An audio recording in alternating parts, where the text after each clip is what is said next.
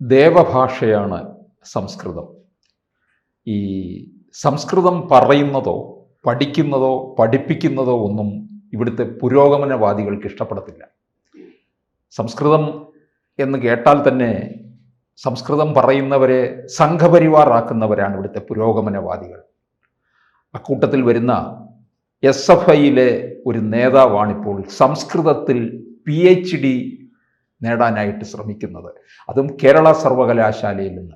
സംസ്കൃതം എന്താണെന്ന് പോലും അറിയാത്ത SFIയുടെ നേതാവാണ് ഇപ്പോൾ ഇങ്ങനെയൊരു PhD ബിരുദത്തിന് വേണ്ടി ശ്രമിക്കുന്നത്.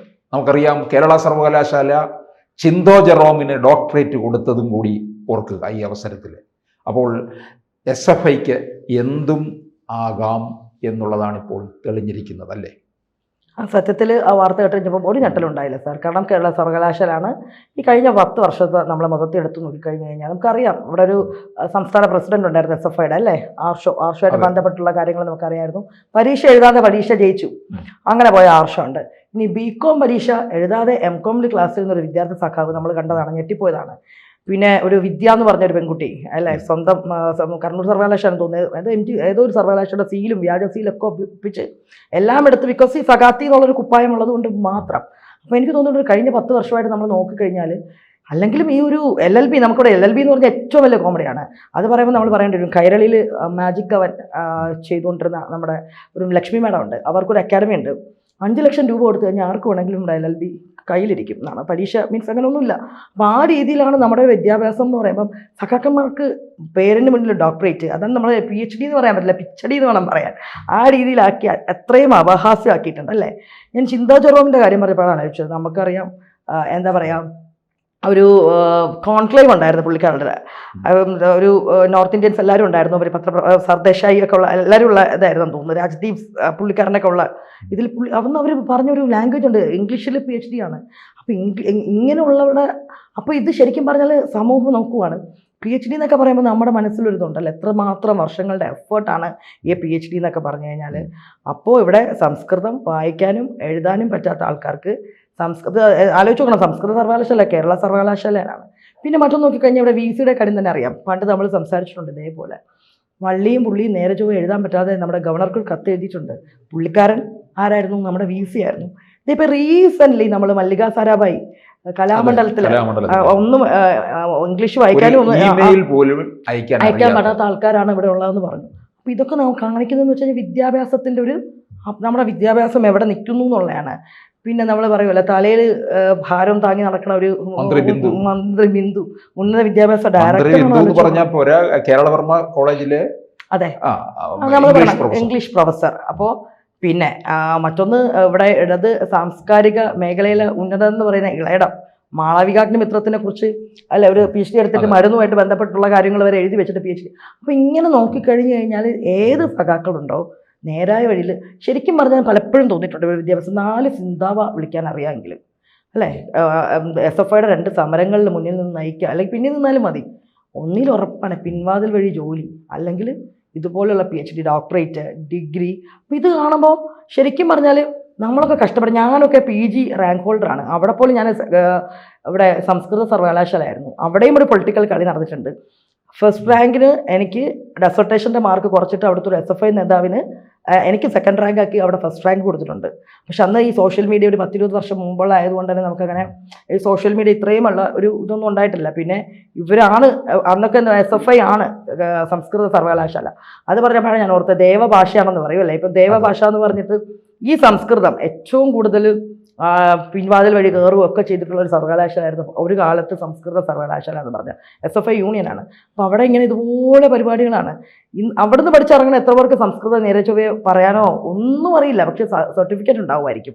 അപ്പോൾ അങ്ങനത്തെ ഒരു നിലവാര തകർച്ചയും കൂടെ ഉണ്ട് നമുക്കിവിടെ. ഇപ്പോൾ കേരളത്തിൽ ഇപ്പോൾ സാർ പറഞ്ഞുകൊണ്ടാണ് പറഞ്ഞത്, ദേവഭാഷ എന്നുള്ള രീതിയിൽ സംസ്കൃതം പഠിച്ചാൽ ഉടനെ ഒരു നമുക്കറിയാം സംസ്കൃതം എന്നുള്ള ഭാഷയെ ഇവിടെ കൊണ്ടുവന്നിട്ട് പറയും സവർണൻ്റെ ഭാഷയാണ്, അല്ലെങ്കിൽ ബ്രാഹ്മണിക്കൽ ഹെജ്മണി ഉണ്ട് വരും, അല്ലേ? പക്ഷേ ഈ സംസ്കൃതം പഠിക്കുന്നത് എല്ലാവരും അത് ജോലിക്ക് കയറുന്ന ആൾക്കാരുടെ ഒരു വിഭാഗം നോക്കിക്കഴിഞ്ഞ് കഴിഞ്ഞാൽ വളരെ കുറച്ച് മാത്രമേ കാണൂ ഈ സവർണ ഇതിലുള്ളവർ.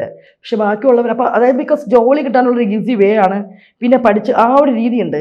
പിന്നെ പൊതുവേ ഇവിടുത്തെ സംസ്കൃത കോളേജിൽ, ഇവിടെ യൂണിവേഴ്സിറ്റിയിലൊക്കെ നമുക്ക് നോക്കിക്കഴിഞ്ഞാൽ അറിയാൻ പറ്റും, മെറിറ്റിൻ്റെ ഒക്കെ ഒരു അടിസ്ഥാനത്തിൽ വന്നിട്ട് വേറെ കോളേജസിൽ കിട്ടാതെ വരുന്ന പിള്ളേർ സമരം അങ്ങനെയാണ് വന്ന് സംസ്കൃതം പഠിക്കുന്നത്, അല്ലെങ്കിൽ ഇൻട്രസ്റ്റ് ഉണ്ടൊന്നുമല്ല.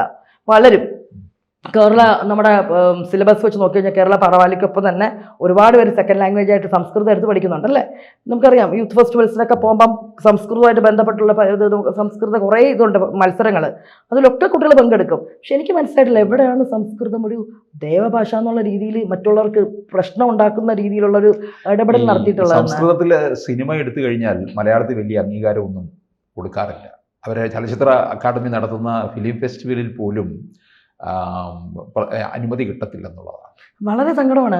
അതൊരു മൃതഭാഷയാക്കി മാറ്റി അല്ലേ സംസ്കൃതം. ബിക്കോസ് എന്തുകൊണ്ടാണ് ക്ലാസിക് ഭാഷയിൽ വരുന്ന ഒന്നാണ് സംസ്കൃതം. തീർച്ചയായും. പക്ഷെ അങ്ങനത്തെ രീതിയിൽ ഇവിടെ എന്താ കാര്യം സാറിനറിയോ, ഇപ്പൊ സംസ്കൃതത്തെ കുറിച്ച് പറയുമ്പോൾ നമ്മൾ നമ്മുടെ വേരുകളിലേക്ക് ഇറങ്ങിപ്പോവും അല്ലേ. സംസ്കൃത ഭാഷ എന്ന് പറയുമ്പോൾ നമ്മൾ നേരെ എൻ്റെ വേരുകളിലേക്ക് ഇറങ്ങിപ്പോകുമ്പോൾ ഒരു ഭാരതീയ സംസ്കൃതി ഉണ്ട്, അതിലേക്ക് നമ്മൾ ആരും പഠിക്കാൻ പാടില്ല. എന്തുകൊണ്ടാണ് ഇപ്പോൾ ഇത് ഈ PM ശ്രീ വിവാദം എന്നൊക്കെ പറഞ്ഞിട്ട് ഇത്രയും ഇഷ്യൂസ് വരുന്നത്? ബിക്കോസ് കുട്ടികൾ ഒരിക്കലും റിയൽ ആയിട്ടുള്ള ഫാക്ട്സ് അല്ലെങ്കിൽ നമുക്ക് നമ്മുടേതായ ഒരു സംസ്കൃതി ഉണ്ട്, വേരുകൾ, അതറിയാൻ പാടില്ല എന്ന് ആരൊക്കെയോ ഭയക്കുന്നുണ്ട്. ഈ ഭയക്കുന്ന ഒരു ഫാക്ടേഴ്സ് വരുമ്പോഴാണ് എതിർപ്പായിട്ട് വരുന്നത്. അത് തന്നെയായിരുന്നു ഒരു കാലത്ത് സംസ്കൃതത്തിനെ ഭയക്കാനുള്ള കാര്യം. പക്ഷെ എനിക്ക് തോന്നുന്നുണ്ട് ഇപ്പോഴത്തെ അവിടെ VC രാധാകൃഷ്ണ പുള്ളിക്കാരനായിരുന്നു തോന്നുന്നു ഒരു സമയത്തോടെ VC, ആ സമയത്ത് അങ്ങാണ്ട് 1000 അധ്യാപകർക്ക് ഒരു സംസ്കൃത് ഫ്ലറിഷ് ചെയ്യേണ്ട ഒരു പ്രോഗ്രാം കൊണ്ടുവന്നിട്ടുണ്ടായിരുന്നു. സംസ്കൃത സർവകലാശാലയിലുള്ള 1000 പഠിച്ചിറങ്ങിയ 1000 അവിടെ തന്നെ വിദ്യാർത്ഥികൾക്ക് പല പല സ്കൂളുകളിൽ ചെന്ന് ഫ്ലറിഷിങ്. പക്ഷെ അത് പിന്നെ എന്തായി തീർന്നൊന്നും അറിയില്ല. പക്ഷെ ഇതാണ് പ്രൊമോട്ട് ചെയ്യാൻ ആളില്ല. ഇതുപോലെ PhD എടുത്ത് സംസ്കൃതം, ഇതിപ്പോൾ എന്തിനാണ് പുള്ളിക്കാരന് വായിക്കാനോ എഴുതാനോ ഒന്നും അറിയാത്ത ആൾ PhD എടുക്കുക, പിൻവാതിൽ വഴി സംസ്കൃത സർവകലാശാല അല്ലെങ്കിൽ ഇവിടുത്തെ ഏതെങ്കിലും ഒരു സർവകലാശാലയിൽ അതുവഴി സംസ്കൃത കോളേജിൽ അധ്യാപകനായിട്ട് കയറുക. ഇതിനപ്പുറം വേറൊന്നുമില്ല. ഇവിടെ ഇങ്ങനെയാണ് ശരിക്കും കഷ്ടപ്പെട്ട് പഠിക്കുന്ന കുട്ടികൾക്ക് ജോലി ആയിക്കോട്ടെ, പിൻവാതിൽ നിയമനം, ഇതുപോലെ കഷ്ടപ്പെട്ട് ക്ലാസ്സിൽ കയറി സമരം ചെയ്യാതെ പഠിക്കുന്ന കുട്ടികൾക്ക് മെറിറ്റിൻ്റെ അടിസ്ഥാനത്തിലില്ല. ഇത് 4 സിന്താവ വിളിച്ചു കഴിഞ്ഞാൽ അവിടെ PhD ഉണ്ട്, ഡിഗ്രി ഉണ്ട്. വളരെ മോശമായിട്ടുള്ള. പക്ഷേ ഈ ഡോക്ടറേറ്റും വെച്ചുകൊണ്ട് എനിക്ക് തോന്നുന്നു ഇടതുപക്ഷം തന്നെ ഭരണം തുടരുകയാണെന്നുണ്ടെങ്കിൽ ഈ ഡോക്ടറേറ്റ് നേടിയിട്ട് ഏതെങ്കിലും സ്ഥാനമാനങ്ങളിൽ എത്തുകയും ചെയ്യും. തീർച്ചയായും. ഇളയിടത്തിൻ്റെ ഒക്കെ ഇപ്പം നോക്കുമ്പോൾ അറിയാം, പുള്ളിക്കാരനാണല്ലോ ഒരു സമയത്തൊരു ഇടത് സാംസ്കാരിക വേദികളിലെ ഭയങ്കര ഐക്കണാണ് അല്ലേ. അപ്പോൾ പുള്ളിക്കാരൻ തന്നെയായിരുന്നു. അപ്പോൾ അന്നേരമാണ് ആ ഒരു വിവാദം വന്നിട്ടുണ്ടായിരുന്നത് അദ്ദേഹത്തിൻ്റെ PhD. പിന്നെ അതിനുശേഷം ആ ഒരു ക്വസ്റ്റ്യൻ ചോദിച്ച ശേഷം വലുതായിട്ടൊന്നും വേദികളൊന്നും കാണുന്നില്ല. വേറെ ഏതെങ്കിലും സ്ഥാനമാനങ്ങളിലായിരിക്കും കയറുന്നത്. കാരണം ടീച്ചിങ്ങിൽ കയറത്തില്ല, കാരണം അത് കുട്ടികൾ തിരിച്ചറിയുമല്ലോ. മറ്റേതെങ്കിലും സ്ഥാനമാനങ്ങളിൽ ഡോക്ടറേറ്റിന്റെ ഒരു പിൻബലത്തിൽ കയറും.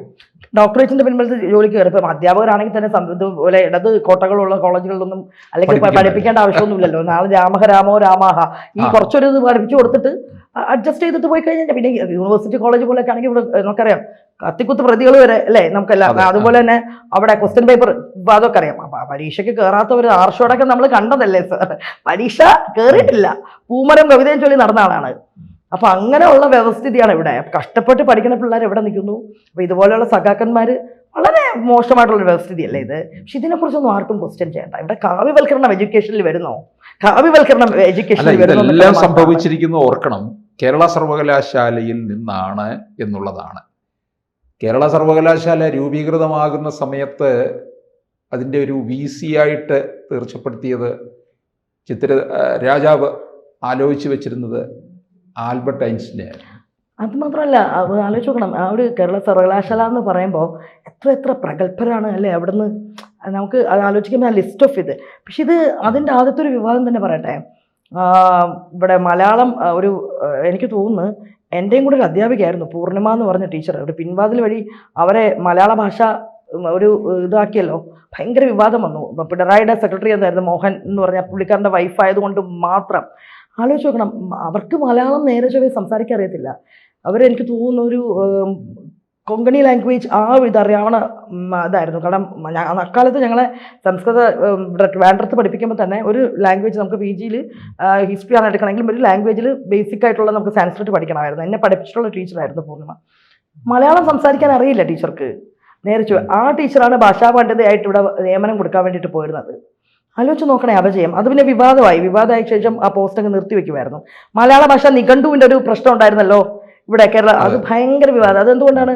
നമ്മുടെ മുഖ്യമന്ത്രിയുടെ ഏറ്റവും വേണ്ടപ്പെട്ട മോഹനൻ എന്ന് പറഞ്ഞ അദ്ദേഹത്തിൻ്റെ വൈഫായത് കൊണ്ട് മാത്രം അന്ന് ശക്തമായിട്ടൊരു എതിർപ്പൊക്കെ ഉണ്ടായി. പിന്നെ പുള്ളിക്കാരത്തി തന്നെ അത് മാറി. ആലോചിച്ച് നോക്കണം നമ്മുടെ അപജയം. അതാണ് മലയാള ഭാഷയുടെ നിഘണ്ടു അതുമായിട്ട് ബന്ധപ്പെട്ടുള്ള പരിഭാഷ, അത് അതിനുള്ള പോസ്റ്റിലേക്ക് പോണത് മലയാളം അറിഞ്ഞുകൂടാത്ത വ്യക്തിയാണ്. അപ്പോൾ ഇത് തന്നെയാണ് ഇപ്പം നോക്കൂ, വായിക്കാനും എഴുതാനും സംസ്കൃതത്തിൻ്റെ രാമഹ രാമോ രാമഹ ബേസിക്സ് പോലും അറിഞ്ഞുകൂടാത്ത ഒരാളാണ് PhD. അപ്പോൾ ഇത് അല്ല, ആ പ്രബന്ധം തയ്യാറാക്കിയതിൽ തന്നെ ദുരൂഹത ഉണ്ടെന്നാണ്. മറ്റാരോ തയ്യാറാക്കി കൊടുത്ത ഒരു തീർച്ചയായും അത് അങ്ങനെയാണല്ലോ. നമുക്കറിയാം, വാഴക്കൊല എടുത്ത് അപ്പുറത്ത് ഇപ്പുറത്ത് വെച്ച് കഴിഞ്ഞപ്പം PhD കിട്ടിയാണ് ചിന്താചുറം. ഇംഗ്ലീഷിൽ അവരുടെ ഇംഗ്ലീഷ് ഭാഷാ പാണ്ഡിത്യം ഒരു കോൺക്ലേവിൽ നമ്മൾ കണ്ടതാണ്. അപ്പോൾ ഞെട്ടിപ്പോയി, ഇതൊക്കെയാണോ? അപ്പോൾ ഇതാണ്. പക്ഷെ ഒരു കാര്യം ഞാൻ പറഞ്ഞു, 5 വർഷം കൂടെ അവർ ഭരിക്കണം. ഭരിച്ച് കഴിയുമ്പോൾ മാത്രമേ ഇനിയുള്ളൊരു ഒരിക്കലും ഈ ഇവിടെ കമ്മ്യൂണിസം എന്ന് പറഞ്ഞാൽ എത്രത്തോളം ഉണ്ടായിരുന്നു എന്നുള്ള കേരളത്തിലുള്ള ജനങ്ങൾക്കും കൂടെ.